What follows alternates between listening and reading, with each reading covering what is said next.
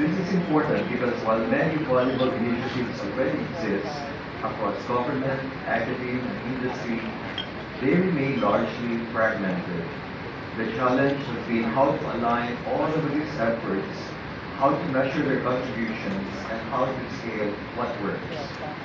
What I will share today focuses on one critical dimension of this effort, which is how SEI for SDGs are aiding higher education institutions, SUCs, the LUCs, and private higher education institutions as strategic partners in advancing SDG convergence in the Philippines.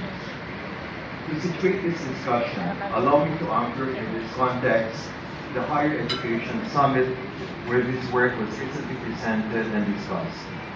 The summit provided a critical platform for bringing together universities, policymakers, and development partners to examine how higher education institutions can contribute more strategically to the SDGs. For the SEI for SDGs project, this is a very important space.